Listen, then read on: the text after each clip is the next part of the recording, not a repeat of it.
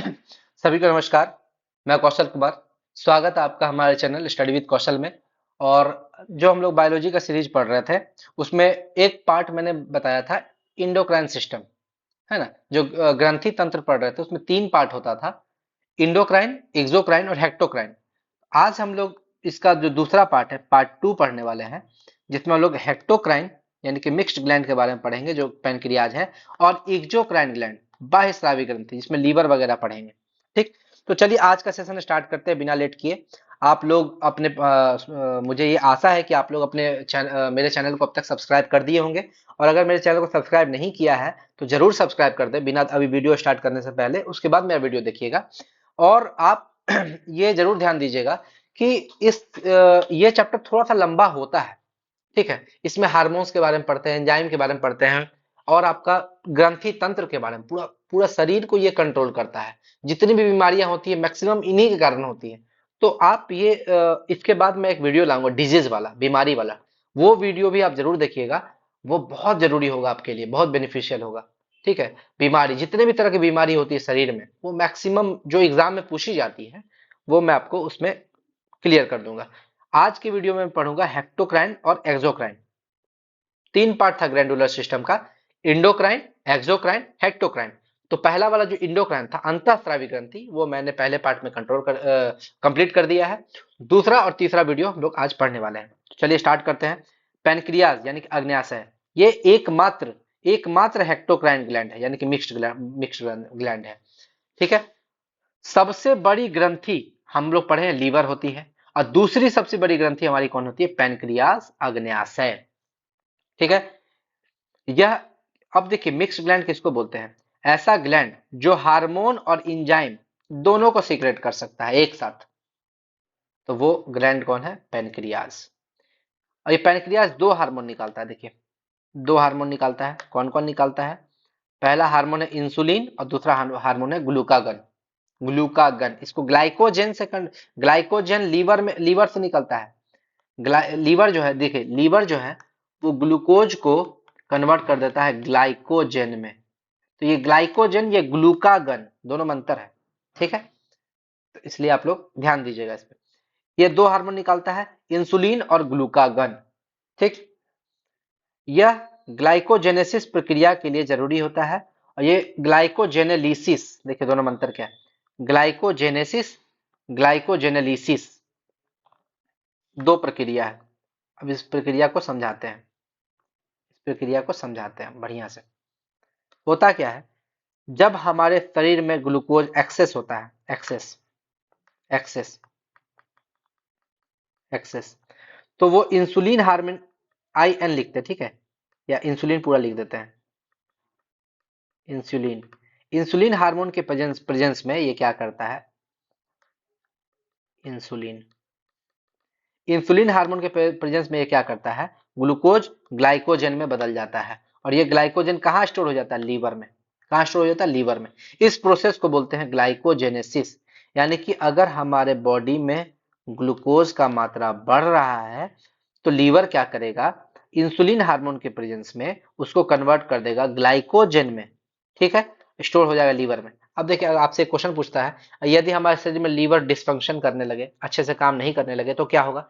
तो क्या होगा? ग्लाइकोजन बनेगा नहीं और ग्लूकोज एक्सेस एक्सेस ही रह जाएगा। हमारे शरीर में ग्लूकोज का मात्रा बढ़ जाएगा। आप आपके पास बहुत सारा ऑप्शन रहेगा कि लीवर खराब होने पे क्या क्या शरीर में क्या बढ़ जाएगा। फाइब्रिनोजन, एल्ब्यूमिन, ग्लोबुलिन, ये सब आपका ऑप्शन रहेगा। तो लीवर 5 प्रोटीन बनाता है, बताए थे। Fibrinogen, prothrombin, albumin, globulin, heparin, ये पांचों प्रोटीन बनाता है। जब लीवर खराब हो जाएगा, ये प्रोटीन प्रोटीन कम हो जाएगा, आपका वो सारा ऑप्शन छट जाएगा जो कम हो जाएगा। यहाँ पूछा क्या बढ़ जाएगा, तो ग्लूकोज बढ़ जाएगा। समझ रहे हैं ऑप्शन कैसे छाटना है? आगे, ग्लूकागन। ये ग्लूकागन क्या होता है? जब हम लोग उपवास रखते हैं, जिस दिन हम लोग खाना नहीं खाए, उस दिन क्या होता है? ग्लूकोज का तो कमी हो जाएगा शरीर में, तो यही जो ग्लाइकोजन बना है ये टूटेगा, ब्रेक करेगा, है ना। ब्रेक, ब्रेक करेगा। किसके प्रेजेंस में ब्रेक करेगा? ग्लूकागन के प्रेजेंस में। और ये बना देगा ग्लूकोज। तो ये इंसुलिन हार्मोन ग्लूकोज को ग्लाइकोजन में कन्वर्ट करता है, और ग्लूकागन ग्लाइकोगन को ग्लूकोज में कन्वर्ट करता है, और इस प्रक्रिया को बोलते हैं ग्लाइकोजेनेलिसिस। ग्लाइकोजेनेसिस, यहाँ लास्ट में देखिए सिस और जेनेलिसिस दोनों में अंतर है। ठीक। अग्न्याशय को आइलैंड्स ऑफ लैंगरहैंस भी बोलते हैं।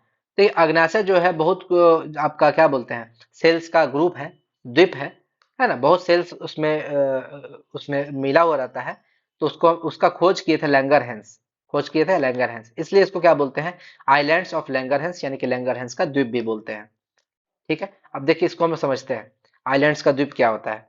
ये आपका हो गया अल्फा सेल, इसमें 4 गो सेल होगा, alpha cell, beta cell, delta cell और पीपी सेल। ठीक। अल्फा सेल क्या करेगा, ग्लूकागन का स्रावन करेगा, ग्लूकागन का स्रावन करेगा। अब समझिए ग्लूकागन अगर शरीर में बढ़ रहा है ना, तो वो ग्लूकोज का लेवल को बढ़ाएगा, ग्लूकोज का लेवल को बढ़ाएगा। देखिए बताए थे, ग्लूकागन क्या करता है, इसका काम क्या है, ग्लाइकोजन को ग्लूकोज में कन्वर्ट करना। तो ऑब्वियस बात है, ये अगर बढ़ेगा तो ग्लूकोज ज्यादा बनेगा, तो ग्लूकोज बढ़ेगा। और इंसुलिन, इंसुलिन जो है वो बीटा सेल से निकलता है, बीटा सेल से, और ये क्या करेगा, ग्लूकोज को कन्वर्ट करेगा ग्लाइकोजन में, यानी कि इसमें इंसुलिन अगर बढ़ेगा तो ग्लूकोज घटेगा। इंसुलिन का स्रावन करती है कौन, बीटा सेल, यहाँ बता दिए बीटा सेल। और ये इंसुलिन क्या है, एक प्रोटीन है, ये भी आपको याद रखना है, इंसुलिन क्या है, एक प्रोटीन है। हम बताए थे जितना भी हार्मोन होता है, एंजाइम होता है, वो प्रोटीन होता है, कुछ को छोड़कर, कुछ हार्मोन, एंजाइम तो सब प्रोटीन है, लेकिन हार्मोन एक गोनैड वाला, गोनैड हार्मोन जो है उसको छोड़कर बाकी सब प्रोटीन है। इंसुलिन हार्मोन में आपका जिंक नामक तत्व पाया जाता है, ग्लूकोज के लेवल को ये घटा देगा। क्यों, क्योंकि इंसुलिन हार्मोन का काम ही है ग्लूकोज को कन्वर्ट करना ग्लाइकोजन में, तो ग्लूकोज का कमी होगा इंसुलिन हार्मोन के होने से। आगे सोमेटोस्टेटिन, डेल्टा सेल जो है वो किसका स्रावन करता है, सोमेटोस्टेटिन का। इसके बारे में अगर आपको डिटेल से पढ़ना है, आप जाके देख लीजिए मेरा वो वाला वीडियो, डाइजेस्टिव सिस्टम वाला वीडियो, उसमें पूरा डिटेल में मैंने बताया है। लास्ट में बचा पीपी सेल। पीपी सेल का फुल फॉर्म होता है पैनक्रियाटिक पॉलीपेप्टाइड। पीपी का मतलब ही हो गया पैनक्रियाटिक पॉलीपेप्टाइड। ठीक। और ये क्या कंट्रोल करता है, इंसुलिन और ग्लूकागन के सिक्रेशन को कंट्रोल करता है, कितना इंसुलिन निकले, कितना ग्लूकागन निकले, उसका कंट्रोल करता है बाय कंट्रोलिंग अल्फा और बीटा सेल, यानी कि अल्फा और बीटा सेल को कंट्रोल करेगा कि हमको कितना इंसुलिन निकालना है, कितना ग्लूकागन निकालना है। और इसको एक चीज एक बार और समझ लेते हैं कि जब हम लोग खाना खाते हैं तो हमारे शरीर में ग्लूकोज का मात्रा बढ़ जाएगा। जब हमारे शरीर में ग्लूकोज का मात्रा बढ़ जाएगा तो उस ग्लूकोज को हटाना भी तो है। वो ग्लूकोज जब बढ़ा हुआ है तो वो ग्लाइकोजन में कन्वर्ट हो जाएगा। कौन कन्वर्ट करेगा, लीवर। लीवर किसकी प्रेजेंस में, इंसुलिन की प्रेजेंस में।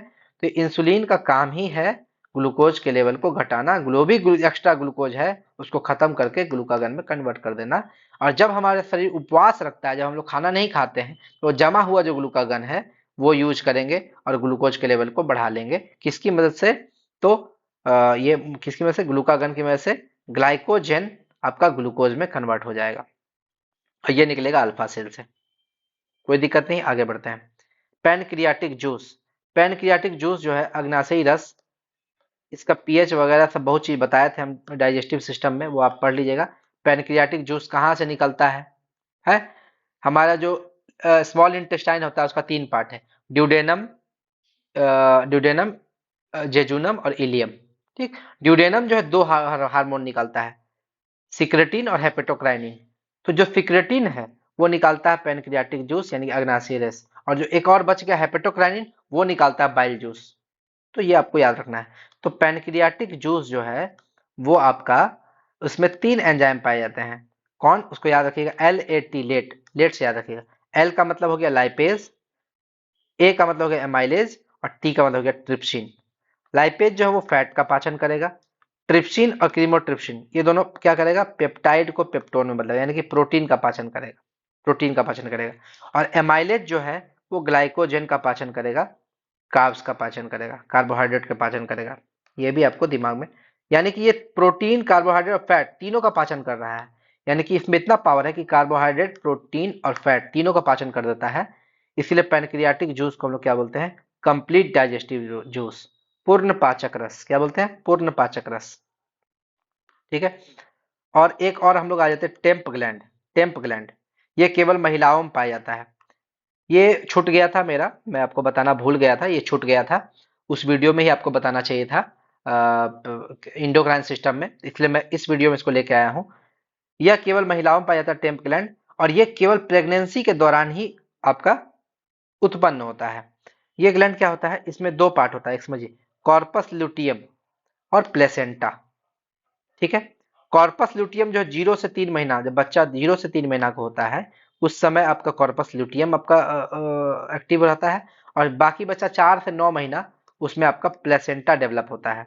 ठीक, कॉर्पस ल्यूटियम का काम क्या है, ओवुलेशन के बाद, जैसे ओवुलेशन होता है उसके बाद फोलाइकल सिकुड़कर कॉर्पस ल्यूटियम में बदल जाता है। अब देखिए यहाँ पर ये आपका है, ऐसे होता है। ठीक, यहाँ पर होता है फोलाइकल, इसी से ओवम निकल के जाता है फैलोपियन ट्यूब में।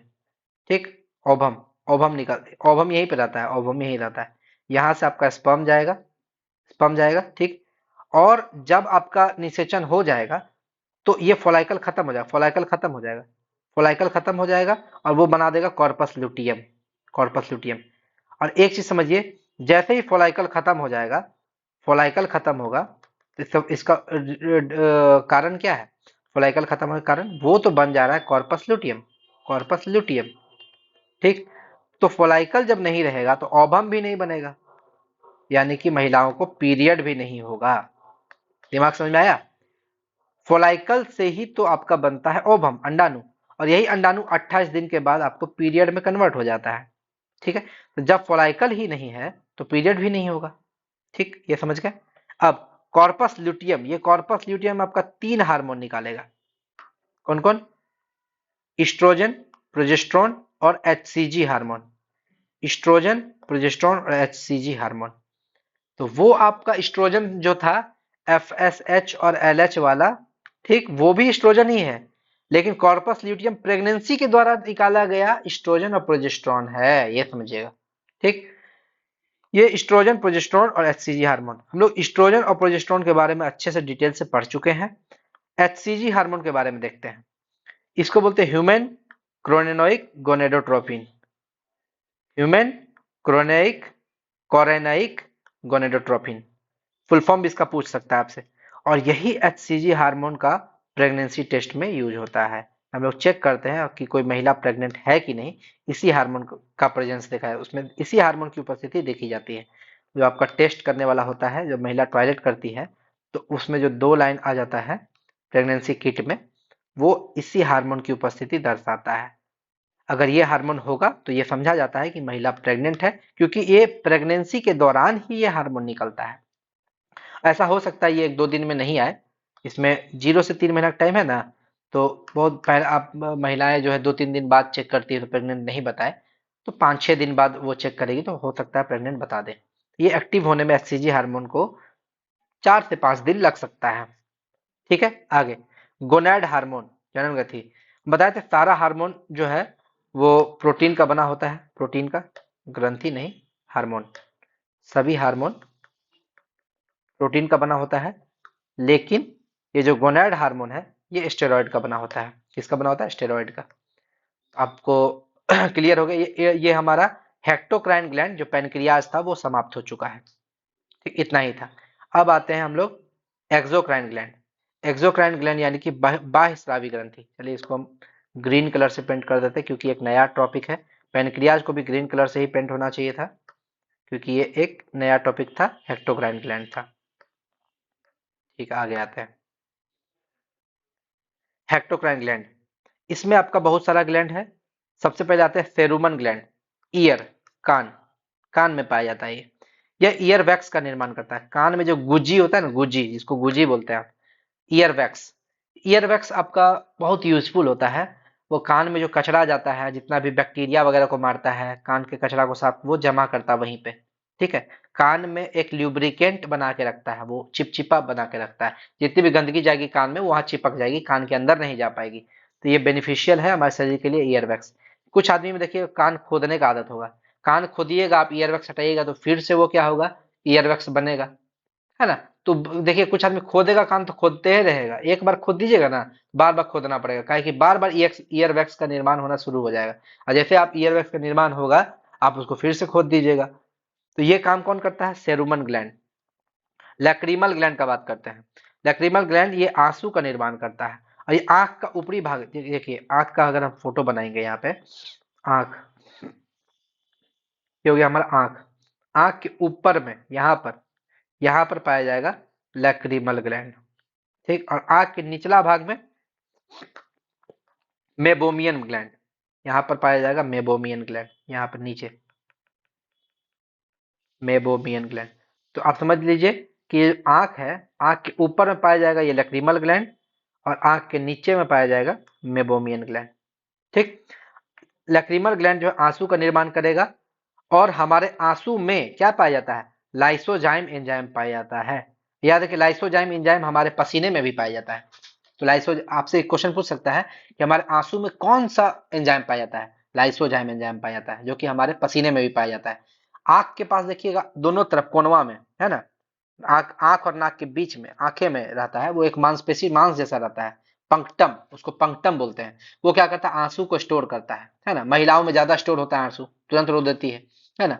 आंसू को नाक में भी भेज देता है, यही पंक्टम जो है आंसू को नाक में भी भेज देगा। तो जब कोई बहुत फूट फूट के रोता है ना, देखिएगा नाक से भी रोने लगता है, उसका नाक से भी पानी बाहर आने लगता है। यही पंक्टम का काम है वो। ठीक है, आंसू को स्टोर करना। आगे आते हैं मेबोमियन ग्लैंड। आंख का निचला पोर्शन में होता है, देखिए आंख का निचला पोर्शन, आंख का ऊपर में होता है लैक्रिमल ग्लैंड और नीचे में होता है मेबोमियन ग्लैंड। ये क्या करता है, आंखों की सुरक्षा के लिए ऑयल का निर्माण करता है, तेलीय पदार्थ का। ठीक है, नहीं तो आंख में कोई भी कचरा जाएगा उसको चिपका लेता है, चिपका लेगा, जितना भी कचरा दिन भर में जाएगा उसको चिपका लेगा, ऑयल का निर्माण करेगा। वही जमा होकर आंख में कीचड़ या कीची का निर्माण, जो बोलते हैं ना, आंख में सुबह सुबह उठिएगा देखिएगा आंख में एकदम कीची जमा हुआ है ना। कुछ लड़का लोग तो एक एक कटोरी निकालता है कीची, ठीक है ना। तो उसका आंख में ज्यादा कचरा जमा होता है, क्योंकि ज्यादा ऑयल का निर्माण, जितना ऑयल निकलेगा उसका उतना ही कीची का निर्माण होगा। ठीक है, स्वीट ग्लैंड, अगर आते हैं स्वीट ग्लैंड। स्वीट ग्लैंड किसको बोलते हैं, श्वेत ग्रंथि। ये पसीने का निर्माण करती है, और ये आपको ये भी याद रखना है, सबसे छोटी एक्सोक्राइन बाह्यस्रावी ग्रंथि है, बाह्यस्रावी ग्रंथि है। ग्रंथि में बताए थे आपको इंडोक्राइन, एक्सोक्राइन और हेक्टोक्राइन। ठीक है, हेक्टोक्राइन। इंडोक्राइन में आपका सबसे बड़ा हो गया थायराइड, और सबसे छोटा हो गया पीनियल। ठीक, एक्सोक्राइन में सबसे बड़ा हो गया लीवर, और सबसे छोटा हो गया स्वीट ग्लैंड, जो अभी हम आपको बता रहे हैं। और हेक्टोक्राइन एकमात्र है, पैनक्रियाज, एकमात्र पैनक्रियाज ही है। तो ये आपको दिमाग में बैठाना है। स्वीट ग्लैंड पसीने का निर्माण करती है, यह सबसे छोटी बाह्यस्रावी ग्रंथि है। और पसीने में क्या क्या होगा, आपका सॉल्ट होगा, लाइसोजाइम होगा, विटामिन बी होगा। देखिए आपसे क्वेश्चन पूछता है पसीने के द्वारा कौन सा विटामिन निकल जाता है, विटामिन बी निकल जाता है। और मूत्र के द्वारा विटामिन सी। विटामिन बी और सी वाटर सोल्यूबल है, याद रखिए वाटर सोल्यूबल है। हमेशा डेली इंटेक करने का जरूरत होता है, क्योंकि हमेशा हमारे मूत्र और पसीने से वो निकल जाता है। और पसीने का निर्माण जो होता है उससे सॉल्ट भी निकलता है। ठीक, देखिएगा जो आप काला कपड़ा पहनिएगा गर्मी में निकल जाइएगा, तो काले कपड़े पे व्हाइट व्हाइट सा दाग आ जाता है, वो सॉल्ट है। क्या है, सॉल्ट के कारण होता है। चलिए आगे बढ़ते हैं। हाँ, ये और याद रखिएगा लाइसोजाइम, लाइसोजाइम हम लोग कहाँ कहाँ पढ़े, पसीने में और आंसू में। आंसू में लाइसोजाइम एंजाइम पाया जाता है, लाइसोजाइम एंजाइम, एंजाइम। ठीक, आगे आगे बढ़ते हैं। सेबेसियस ग्लैंड, सेबेसियस ग्लैंड को बोलते हैं त्वग वसा ग्रंथि, त्वग वसा ग्रंथि। ये सीबम का निर्माण करती है, किसका निर्माण करती है, सीबम का। और ये सीबम जो है वो आपका ऑयली, ऑयल शरीर पर जो है, चेहरे पर या शरीर पर ऑयली नेचर क्रिएट करती है। ठीक है, यानी कि ये हमारे शरीर को बैक्टीरिया से भी बचाती है ना, बैक्टीरिया से भी बचाती है सीबम। और ये सीबम अगर हमारे शरीर में ज्यादा हो जाए तो ऑयली नेचर ज्यादा हो जाएगा, एक्ने, पिंपल्स हो जाएगा हमारे शरीर में, बोलते हैं ना बहुत चिपचिपा हो गया हमारा शरीर ये। और सीबम अगर कम हो जाए, यानी कि सेबेसियस ग्लैंड जो है वो कम सीबम निकालने लगे, तो झुर्रियां पड़ जाएगी। जनरली याद रखिएगा ओल्ड एज में जो सेबेसियस ग्लैंड है वो डीएक्टिवेट हो जाता है, कम होने लगता है। इसीलिए क्या होता है हमारे शरीर, चेहरे में या शरीर में जो है वो आपका ऑयल कम हो जाता है। इससे क्या होता है, सीबम की कमी होने से चेहरे पे झुर्रियां आ जाती हैं, ये एक रीजन होता है। आगे आते हैं, सैलिवरी ग्लैंड यानी कि लार ग्रंथि।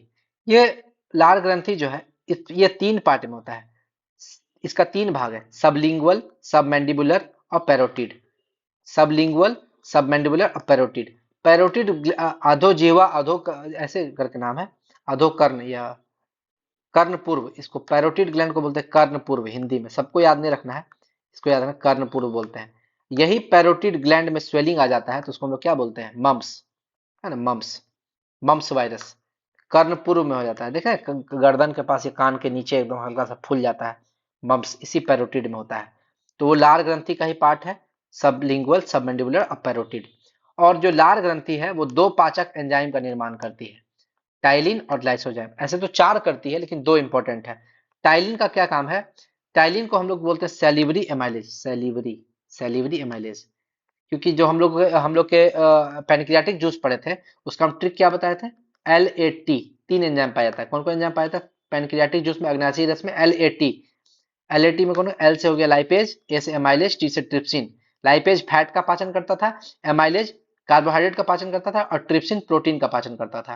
ठीक, तो यहाँ पर भी एक एमाइलेज है, लेकिन वो हमारे लार में पाया जाता है, इसलिए इसको सैलिवरी एमाइलेज बोलते हैं, याद रखिएगा, जिसका नाम है टाइलिन। ये भी स्टार्च का पाचन, स्टार्च क्या है, कार्बोहाइड्रेट है, यानी कि कार्बोहाइड्रेट का पाचन करेगा, उसको तोड़ देगा माल्टोज में। स्टार्च का पाचन करके उसको किस में तोड़ देगा, माल्टोज में। आपसे एक क्वेश्चन पूछता है, हमारे शरीर में कार्बोहाइड्रेट का पाचन कहाँ से शुरू होता है, मुंह से ही शुरू हो जाता है। कौन स्टार्ट कर देता है, टाइलिन। और लाइसोजाइम, लाइसोजाइम एंजाइम क्या करता है, ये मुंह में मौजूद बैक्टीरिया को मार देता है, बैक्टीरिया को मार देता है। लाइसोजाइम आपका मुंह में भी हो गया, ठीक, और आपका कहाँ पर पाया जाता है, आंसू में, बताए थे आंसू में, और कहाँ पाया जाता है, पसीना में, ठीक है, पसीना में पाया जाता है, बैक्टीरिया वगैरह को मारता है। लाइसोजाइम का काम ही वही है। तो लाइसोजाइम तीन जगह आपका पाया गया, बता दिए, मुंह में, आंसू में, पसीना में। और जहां पर पाया जाएगा मैं उसी समय बता दूंगा आपको, जैसे जैसे बता रहा हूं आप वैसे वैसे उसको याद करते जाइएगा। आगे आते हैं गैस्ट्रिक ग्लैंड, है, जठर ग्रंथि। यह गैस्ट्रिक जूस या जठर रस का निर्माण करती है। इसमें आपका दो चीज पाया जाएगा, रेनिन और पेप्सिन। दो एंजाइम रेनिन और पेप्सिन। रेनिन और पेप्सिन ये क्या करेगा, रेनिन जो है दूध में एक प्रोटीन पाया था केसीन, उसका उस प्रोटीन का पाचन करता है रेनिन। और पेप्सिन क्या करेगा, प्रोटीन को पेप्टाइड में बदलेगा। अब प्रोटीन का पाचन पहले समझ लीजिए, प्रोटीन का पाचन अकेला एक स्टेप में नहीं होता है, तीन स्टेप में होता है। यहाँ यहाँ समझाते हैं आपको, प्रोटीन का पाचन कहीं खाली जगह नहीं है, खाली जगह में आपको समझाते हैं। यहाँ समझ लीजिए, प्रोटीन, प्रोटीन का पाचन में तीन स्टेप होता है। प्रोटीन टूटेगा पेप्टाइड में, सबसे पहले प्रोटीन किस में टूटेगा, पेप्टाइड में, पेप्टाइड में। पेप्टाइड टूटेगा पेप्टोन में, अब पेप्टोन टूटेगा अमीनो एसिड में, अमीनो एसिड में। यानी कि प्रोटीन टूटा आपका पेप्टाइड में, पेप्टाइड टूटा पेप्टोन में, पेप्टोन टूटा अमीनो एसिड में। तो इसको प्रोटीन को पेप्टाइड में कौन तोड़ेगा, पेप्टाइड को पेप्टोन में कौन तोड़ेगा, और पेप्टोन को अमीनो एसिड में कौन तोड़ेगा, ये सारा आपको याद रखना है। यहां पर आपको कौन तोड़ेगा, प्रोटीन को पेप्टाइड में, देखिए अभी हम आपको बता रहे थे, कहाँ गया, हम्म, यहाँ है। प्रोटीन को पेप्टाइड में तोड़ेगा पेप्सिन, जो कहाँ पाया जाता है, जठर जठर रस में। कौन तोड़ेगा, पेप्सिन, पेप्सिन कहाँ पाया जाएगा, जठर रस, यानी कि क्या बोलते हैं, गैस्ट्रिक जूस में पाया जाएगा, गैस्ट्रिक जूस। पेप्सिन तोड़ेगा जठर रस इसमें। अब आते हैं इसमें इसको कौन तोड़ेगा, पेप्टाइड को पेप्टोन में, इसको तोड़ेगा ट्रिप्सिन, ट्रिप्सिन। और ये ट्रिप्सिन कहाँ पाया जाएगा, बताइए, पैनक्रियाटिक जूस, अग्नाशयी रस में, बताए थे। पैनक्रियाटिक जूस में तीन चीज पाया जाता है, LAT, लाइपेज, एमाइलेज, ट्रिप्सिन, वही ट्रिप्सिन, ये ट्रिप्सिन आपका पैनक्रियाटिक जूस में, जो आपको किस में बदलेगा, पेप्टाइड को पेप्टोन में बदलेगा। अभी तक प्रोटीन का पाचन नहीं हुआ है जब तक अमीनो एसिड में ना बदल जाए। अब पेप्टोन को अमीनो एसिड में कौन तोड़ेगा, इरिप्सिन, इरिप्सिन। ये इरिप्सिन कहाँ पाया जाएगा, इंटेस्टाइनल जूस में, इंटेस्टाइनल जूस में, जूस में, इंटेस्टाइनल जूस में, ठीक। तो ये आपका प्रोसेस है, जब अमीनो एसिड बन जाएगा तब हम लोग का शरीर अमीनो एसिड का पाचन कर सकता है। टोटल कितना अमीनो एसिड होता है, 20, 20 प्रकार का अमीनो एसिड होता है। 10 हमारे शरीर में पाया जाता है, 10 हमारे शरीर में नहीं पाया जाता है। ठीक, और जो नहीं पाया जाता है उसको बाहर से खाना पड़ता है। ठीक, बाहर से खाना पड़ता है। आप एक बात और समझ लीजिए कि ये जो प्रोटीन का पाचन है, ये 3 स्टेप में हो रहा है, यानी कि संपूर्ण पाचन कहां पर होगा? इंटेस्टाइन में, छोटी आंत में। आगे बढ़ते हैं। हमको नहीं लगता है कि आपको यहाँ पे कोई दिक्कत होगा। आगे बढ़ते हैं। हाँ, अब आते हैं म्यूकस ग्लैंड, श्लेष्मा ग्रंथि। श्लेष्मा को आप बोल सकते हैं एक चिपचिपा पदार्थ। यह एक चिपचिपा पदार्थ का निर्माण करता है। यह शरीर के कई अलग अलग हिस्सों में पाया जा सकता है। यह आक्रामक रोगजनकों से सुरक्षा करता है। जैसे हमारे मुंह में पाया जा सकता है, मुंह में चिपचिपापन पदार्थ करेगा। नाक में पाया जा सकता है, नेटा के रूप में, है ना, जो कि जितना भी गंदगी होगा उसको चिपका लेगा। नेटा को भी श्लेष्मा ही बोलते हैं। वो चिपका लेगा, और जब आप नाक झाड़िएगा तो देखिए उसमें बहुत कचरा भरा हुआ है। ठीक, तो वो भी एक तरह का श्लेष्मा है, म्यूकस ग्लैंड वही। पेट में भी पाया जा सकता है, चिपका लेगा बहुत गंदगी को। लीवर में भी पाया जाता है, किडनी में भी। हमारी किडनी में कोई कचरा जा रहा है उसको चिपका लेगा, उसको अलग से साइड से निकाल देगा। इसलिए बाथरूम का कलर जो है डिफरेंट हो जाता है ना। आप खाए हैं कुछ और कलर का, निकल रहा है कुछ और, है ना। लीवर, लीवर यह दो कोशिकाओं का बना होता है, हेपेटिक सेल और कुफर सेल, है ना। हेपेटिक सेल और कुफर सेल। ठीक, हेपेटिक सेल का काम क्या है? लीवर, एक चीज समझ लीजिए, यह सबसे बड़ी एक्सोक्राइन ग्लैंड है, बहिस्रावी ग्रंथि। और अगर हम इसको बोले सबसे बड़ी ग्लैंड, तो वो भी यही है, सबसे बड़ी ग्लैंड। ग्लैंड यही है, लीवर ही है। पूरे ग्लैंड में सबसे बड़ा यही है। और जब ग्लैंड में बड़ा है तो एक्सोक्राइन ग्लैंड में होगा ही। आगे, हेपेटिक सेल का काम क्या है? पाचन करना, पाचन में हेल्प करता है, डिटॉक्सिफिकेशन में हेल्प करता है, टॉक्सिन्स को शरीर से निकालने में मदद करता है, प्रोटीन के संश्लेषण में मदद करता है, मूत्र के निर्माण में मदद करता है, और इम्यून रिस्पॉन्स में मदद करता है। इसका इतना काम है हेपेटिक सेल का। और अगर इसका डिफेक्ट हो जाए, अगर मान लीजिए हेपेटिक सेल का डिफेक्ट हो जाए, कुछ हम लोग को प्रॉब्लम हो जाए, तो हेपेटाइटिस रोग हो जाता है। हेपेटाइटिस रोग, बहुत तरह का हेपेटाइटिस होता है, A B C D E, है ना। बहुत तरह का हेपेटाइटिस होता है, जिसमें भारत में सबसे ज्यादा मात्रा में क्या पाया जाता है? Hepatitis B. सबसे खतरनाक कौन है? Hepatitis C. पूछेगा भारत में मैक्सिमम कौन पाया जाएगा, तो भारत में मैक्सिमम पाया जाएगा हेपेटाइटिस बी। और सबसे खतरनाक हेपेटाइटिस सी, सबसे खतरनाक। ठीक, हेपेटाइटिस बीमारी होता है। कुफर सेल, कुफर सेल का काम क्या है? ये ब्लड फ्लो से, जितना भी ब्लड फ्लो होती है उसमें से जितनी पुरानी आरबीसी है, पुराना आरबीसी, जिसका आरबीसी का 120 दिन हो गया ना, तो ये बोलता है भाई हम यमराज है तुम्हारे लिए। कुफर सेल क्या है? यमराज है। जैसे तुम्हारा 120 दिन हुआ, अब तुम खराब हो गया, निकलो यहाँ से। वो आरबीसी, खराब आरबीसी को, पुराना आरबीसी को हटा देगा, और बैक्टीरिया को हटा देगा, विषैला पदार्थ, जो भी विदेशी पदार्थ है, फालतू फालतू विदेशी पदार्थ है, उसको हटा देगा। यानी कि टॉक्सिन्स वगैरह को, विषैला पदार्थ को हटाने का काम कौन करेगा? कुफर सेल, कुफर सेल करेगा। यह हानिकारक पदार्थ अमोनिया को यूरिया में बदल देता है। समझिए कितना इंपॉर्टेंट काम है। अमोनिया को किस में बदल देगा? यूरिया में। तो हम लोग का शरीर, हम लोग जानते हैं, जब हम लोग एक्सक्रेशन पढ़े थे, हम लोग शरीर से 3 चीज निकलता था, अमोनिया, यूरिया और यूरिक एसिड। ठीक है, यूरिक एसिड। तो जब हम लोग शरीर अमोनिया को निकालेगा, तो हम लोग बहुत हार्मफुल होता है। अमोनिया नहीं निकाल सकता है, हम लोग का शरीर सिर्फ और सिर्फ यूरिया निकाल सकता है। तो ये जरूरी हो जाता है कि अमोनिया को यूरिया में कन्वर्ट करना, तभी हमारा शरीर यूरिया को निकाल पाएगा। अमोनिया बहुत विषैला पदार्थ है, अगर ये ज्यादा देर तक शरीर में रह गया तो हमारे हमारा जान भी ले सकता है। इसलिए इसको तुरंत क्या करता है? यूरिया में कन्वर्ट कर देता है कुफर सेल। और जब ये यूरिया में कन्वर्ट हो जाता है, वापस 2 घंटे में फिर ये अमोनिया बन जाएगा, याद रखिएगा। ज्यादा देर तक ये यूरिया नहीं बनेगा, इसका काम है यूरिया बना देना, लेकिन ये यूरिया फिर से अमोनिया में कन्वर्ट हो जाता है। इसलिए जब आप देखिएगा पब्लिक टॉयलेट में जो टॉयलेट करता है, वहां से अमोनिया का दुर्गंध आता है। जैसे ही 2 घंटा होता है वो अमोनिया बदल जाता है। ठीक है, वो उससे अमोनिया का दुर्गंध आता है। ठीक है, वो बहुत विषैला पदार्थ होता है शरीर में, अमोनिया सबसे विषैला पदार्थ शरीर में। ठीक है, तो इसको कन्वर्ट करने का काम करता है यूरिया में कुफर सेल। यूरिया ये भी हार्मफुल होता है, लेकिन लेस हार्मफुल होता है, थोड़ा सा अमोनिया कंपेरिजन में बहुत कम हार्मफुल होता है। आगे, सबसे ज्यादा रीजनरेशन पावर किसका होता है? लीवर का।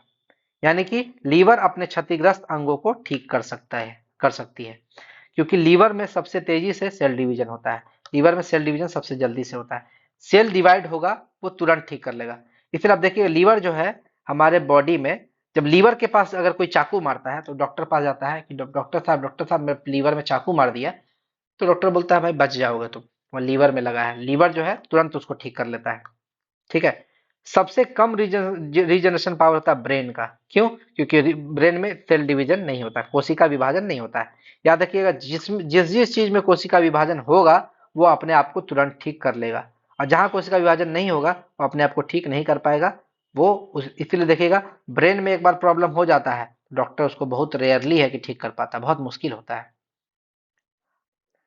लीवर जो है 5 प्रोटीन का निर्माण कराता है। कौन कौन? फाइब्रिनोजन, प्रोथ्राम्बिन, हिपैरिन, एल्ब्यूमिन और ग्लोबुलिन। सबके बारे में देखेंगे। फाइब्रिनोजन और प्रोथ्रोम्बिन का काम है ब्लड को जमाना, ब्लड क्लॉटिंग कराना। हिपैरिन का काम है ब्लड क्लॉटिंग नहीं कराना। सबसे पहले ब्लड क्लॉटिंग देख लेते हैं कैसे होता है। ब्लड क्लॉटिंग के प्रोसेस को क्या बोलते हैं? कोगुलेशन, स्कंदन। क्या बोलते हैं? कोगुलेशन, स्कंदन। ब्लड क्लॉटिंग क्या होगा? लीवर जो है हमारा यकृत, लीवर को यकृत भी बोलते हैं, जिगर भी बोलते हैं, उर्दू में इसको जिगर बोलते हैं, याद रखिएगा। जिगर है ना, बोलता है जिगरा है तुम्हारे पास। लीवर, लीवर का बात करता है।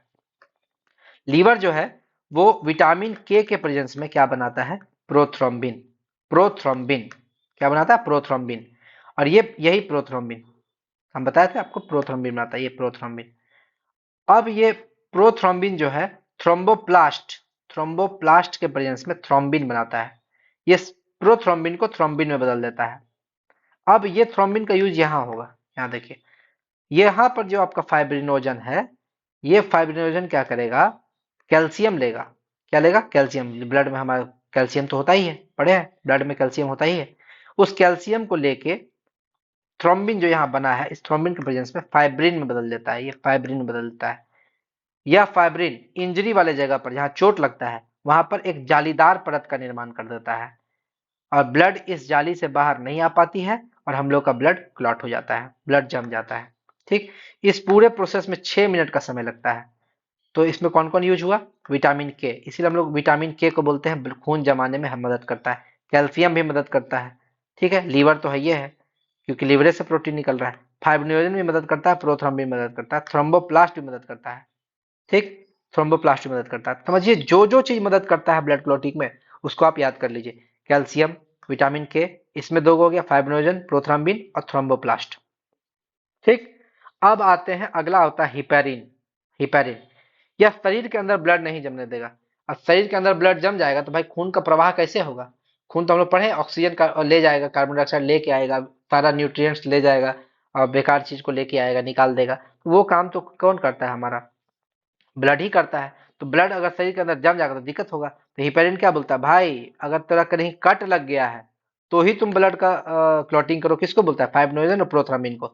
यानी कि फाइब्रिनोजन और प्रोथ्राम्बिन शरीर के बाहरी भाग में अगर कट लगता है, ठीक है, कट वगैरह लगेगा, कहीं पे चोट लग जाएगा, तो वहां पे जो ब्लड निकलेगा उसको बोलेगा कि तुम जमा दो। लेकिन शरीर के अंदर में ब्लड नहीं जमने देगा हिपेरिन। ये बोलेगा हम अंदर में रहेंगे भाई, और ब्लड नहीं जमने देंगे। एंटी क्लॉटिंग प्रोटीन, इसको क्या बोलते हैं? Anti clotting protein. ठीक। एल्ब्यूमिन क्या होता है? एल्ब्यूमिन ये अंडा एग में पाया जाता है, अंडा में पाया जाता है, अंडा में पाया जाने वाला प्रोटीन एल्ब्यूमिन। और ग्लोबुलिन क्या होता है? यह हीमोग्लोबिन में पाया जाता है। जो हमारा ब्लड है, ब्लड में हीमोग्लोबिन होता है। हीमोग्लोबिन में क्या पाया जाता है? आयरन। आयरन नामक तत्व पाया जाता है, आयरन। ये भी आपसे क्वेश्चन पूछता है। ठीक। अगला है ड्यूडेनम। जो हमारा स्मॉल इंटेस्टाइन होता है, स्मॉल इंटेस्टाइन, छोटी आंत, उसमें 3 चीज होता है, ड्यूडेनम, आपका जेजुनम और इलियम। ये जो ड्यूडेनम है ये 2 हार्मोन निकालता है, एक सिक्रेटिन और हेपेटोक्राइनिन। ये जो सिक्रेटिन है, यह हार्मोन पैनक्रियाज को पैनक्रियाटिक जूस सिक्रेट करने के लिए एक्साइट करती है, यानी कि अग्नाशयी रस निकालने के लिए। और अग्नाशयी रस हम बताए थे तीनों का, एल इसका फुल फॉर्म है, एल है ना। 3 एंजाइम निकालता है, कार्बोहाइड्रेट का पाचन के लिए लाइपेज, फैट का पाचन के लिए एमाइलेज, और प्रोटीन का पाचन के लिए ट्रिप्सिन। ये तीनों का पाचन करती है, इसलिए इसे कंप्लीट डाइजेस्टिव जूस भी बोलते हैं। तो ये सिक्रेटिन जो है ये अग्नाशयी रस निकालने में हेल्प करेगा। दूसरा होता है हेपेटोक्राइनिन, जो बाइल जूस निकालने में हेल्प करता है, बाइल जूस निकालने में हेल्प करता है। ठीक है, आगे। और ये बाइल जूस जो है कहाँ से निकलेगा? लीवर से, लीवर से निकलेगा। पित्त रस लीवर से निकलेगा, लीवर में बनेगा, लीवर से निकलेगा। लेकिन जमा कहाँ, स्टोर कहाँ पर होता है? स्टोर होगा गॉल ब्लेडर में, पित्ताशय। गॉल ब्लेडर को क्या बोलते हैं? पित्ताशय, पित्ताशय। गॉल ब्लेडर में जमा होगा, ये भी आपको याद रखना है। आगे, यह मुख्यतः फैट या वसा का पाचन करता है। यह मुख्यतः फैट या वसा का पाचन करता है। गॉल ब्लेडर में जमा होगा पित्ताशय और ये फैट का पाचन करेगा। ठीक, आगे आते हैं। बाइल जूस जो है इसमें कोई भी एंजाइम नहीं पाया जाता है, एक भी एंजाइम, जैसे इसमें हम लोग पढ़े थे ना 3 एंजाइम, LAT, इसका ट्रिक भी याद रख लीजिए, LAT। पैनक्रियाटिक जूस 3 एंजाइम निकालता है, LAT। एल का मतलब हो गया lipase, amylase, trypsin. Lipase, amylase, trypsin. Lipase carbohydrate का, फैट एमाइलेज का, फैट का एमाइलेज, और प्रोटीन का ट्रिप्सिन। लेकिन बाइल जूस में कोई एंजाइम नहीं पाया जाएगा, इसमें कोलेस्ट्रॉल पाया जाता है। और ये कोलेस्ट्रॉल कैसा होगा? चिपचिपा लिक्विड होता है, चिपचिपा लिक्विड, जो कि ग्रीन और येलो कलर का होता है। जो ग्रीन कलर का लिक्विड होगा कोलेस्ट्रॉल, है ना, उसको बोलते हैं बिलिबर्डाइन। और जो येलो कलर का होगा उसको बोलेंगे बिलरुबिन। यानी कि जो बाइल जूस यानी कि पित्त रस जो है, पित्त रस के ग्रीन कलर, हरे रंग का कारण क्या होता है? बिलिवर्डिन। और पीले रंग का कारण क्या होता है? बिलरुबिन। यदि बिलरुबिन और बिलिवर्डिन को पित्त वर्णक बोलते हैं, इसको क्या बोलते हैं? पित्त वर्णक। यानी कि इसका जो बाइल जूस है उसका रंग होने का कारण यही दोनों है ना, ग्रीनिश येलो कलर हो जाता है इसका। और बाइल पिगमेंट, इसको बाइल पिगमेंट बोलते हैं, इस दोनों को, बिलिबर्डाइन और बिलिरुबिन को। और इसका निर्माण कैसे होगा? आरबीसी के नष्ट होने से। यानी कि जितना आरबीसी हमारे शरीर में नष्ट होगा उतना ही इसका निर्माण होगा। तो ये जरूरी तो नहीं है कि बाइल पिगमेंट का निर्माण हो ही, क्योंकि भाई बाइल पिगमेंट निर्माण हो रहा है यानी कि हमारे शरीर में आरबीसी ज्यादा नष्ट हो रहा है। और आरबीसी नष्ट होकर कहाँ जाता है? लीवर में, लीवर का स्प्लीन में। लीवर में एक पाया जाता है स्प्लीन, जिसको प्लीहा बोलते हैं, वहां पर ये जाके नष्ट होता है आरबीसी।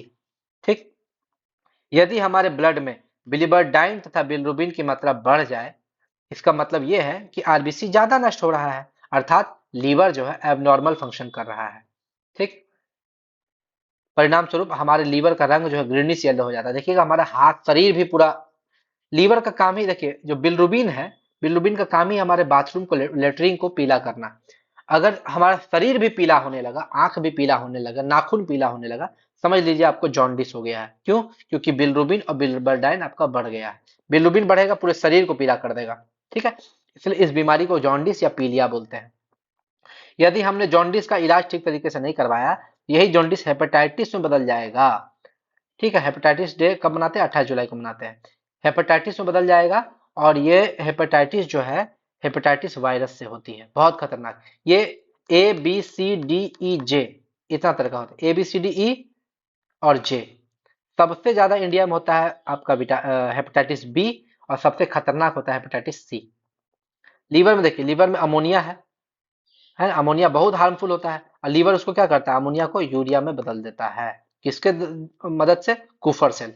लीवर जो है ग्लूकोज को ग्लाइकोजेन में कन्वर्ट कर देता है, ग्लूकोज को ग्लाइकोजेन में कन्वर्ट कर देता है। इस प्रोसेस को क्या बोलते हैं? ग्लाइकोजेनेसिस। ग्लाइकोजेनेसिस किसकी प्रेजेंस में? इंसुलिन की प्रेजेंस में। किसके प्रेजेंस में? इंसुलिन। इंसुलिन हार्मोन की प्रेजेंस में। सब पढ़ा चुके हैं, बस रिवीजन हो रहा है। ठीक, आगे, यदि हमारा लीवर सही तरीके से काम करना छोड़ दे तो शरीर में क्या होगा? ग्लूकोज की मात्रा बढ़ जाएगा। क्यों? क्योंकि जो एक्सेस ग्लूकोज है वो ग्लाइकोजन में कन्वर्ट होगा ही नहीं, तो ग्लूकोज का मात्रा बढ़ जाएगा। ठीक, आगे, लीवर कार्बोहाइड्रेट और को फैट में बदलता है। कार्बोहाइड्रेट को किस में बदलेगा? फैट में। यानी कि जब हम ज्यादा कार्बोहाइड्रेट खाने लगेंगे तो लीवर उसको फैट में बदल देगा। और फिर भी अगर बहुत ज्यादा फैट हो गया तो फैट को कोलेस्ट्रॉल में बदल देगा। और कोलेस्ट्रॉल में बदल गया, समझ लीजिए कि आपका हार्म, मतलब आपको हार्ट अटैक आने का संभावना सबसे ज्यादा बढ़ जाता है। और सब आपसे क्वेश्चन पूछेगा सर्वाधिक कोलेस्ट्रॉल कहाँ पाया जाता है? तो लीवर में। क्यों? लीवर ही बनाता है कोलेस्ट्रॉल, है ना। और कोलेस्ट्रॉल जो है हार्ट के पास, जो हार्ट का चैम्बर होता है उसको ब्लॉक कर देता है। ठीक, ब्लॉक कर देता है, तो इसलिए हम लोग को हार्ट अटैक होने का संभावना, कोलेस्ट्रॉल अगर बढ़ जाए हार्ट अटैक होने का संभावना बढ़ जाता है। हार्ट अटैक को साइंस के लैंग्वेज में बोलते हैं कार्डियक अरेस्ट। Cardiac arrest. ठीक है, और हार्ट की एक्टिविटी को चेक करता है ईसीजी। और हार्ट अटैक जो होता है उसमें एक टेस्ट होता है जिसको बोलते हैं एंजियोग्राफी। एंजियोग्राफी बताता है कि आपको हार्ट अटैक आया है या नहीं आया है, कितना लेवल तक आया है, वो एंजियोग्राफी होता है। और हार्ट अटैक में एक प्लेटिनम रिंग, ठीक है, बीटा ब्लॉकर नाम का इंजेक्शन दिया जाता है, बीटा ब्लॉकर नाम का इंजेक्शन दिया जाता है। और आपका एक क्या बोलते हैं, एंजियोप्लास्टी कराया जाता है। एंजियोप्लास्टी में क्या होता है? जहां पर आपका ब्लॉकेज है, जहां पर कोलेस्ट्रॉल जमा हो गया है, वहां पर ब्लड का फ्लो कम हो जाता है, वहां पर प्लेटिनम रिंग लगा देता है, वो प्लेटिनम रिंग जो है ब्लॉकेज को खत्म करता है। तो ये भी आप समझिएगा, angioplasty, angiography, beta blocker injection, heart. Golden hour किसको बोलते हैं? हार्ट अटैक का पहला घंटा को क्या बोलते हैं? Golden hour. याद रखिएगा, जब हार्ट अटैक आता है तो पहला घंटा बहुत क्रूशियल होता है, और डॉक्टर बोलता है कि 24 घंटा तक इनको अगर दोबारा हार्ट अटैक नहीं आया तो बचने की संभावना है ना। आगे बढ़ते हैं। लीवर में कुफर सेल होती है जो सभी हानिकारक पदार्थों को निगल लेता है और निगल के खुद मर जाता है, ये भी याद रखिएगा। शराब या जहर पीने से कुफर सेल उस शराब या जहर को निगल कर मर जाती है, खुद मर जाती है। तो भाई अगर कुफर सेल मर गया तो हम लोग को भी मर जाना चाहिए? नहीं। लीवर क्या करती है? लीवर हम बताए थे, लीवर का रीजनरेटिंग पावर सबसे ज्यादा होता है। लीवर जो नए कुफर सेल को रीजनरेट कर लेता है, तुरंत बना देता है। काहे? लीवर में सेल डिवीजन सबसे ज्यादा होता है ना, जिससे मानव जिंदा बच जाता है। परंतु यदि शराब या जहर बहुत ज्यादा ओवरडोज कर ले, सब कुफर सेल मर जाएगा, लीवर भी मर जाएगा, खत्म हो जाएगा। इससे क्या होगा? सभी कुफर सेल नष्ट हो जाएंगे और लीवर भी खराब हो जाएगा, इससे व्यक्ति का मृत्यु हो जाएगा। इसीलिए भाई कोई भी चीज करो तो लिमिट में करो, लिमिट से ज्यादा मत करो।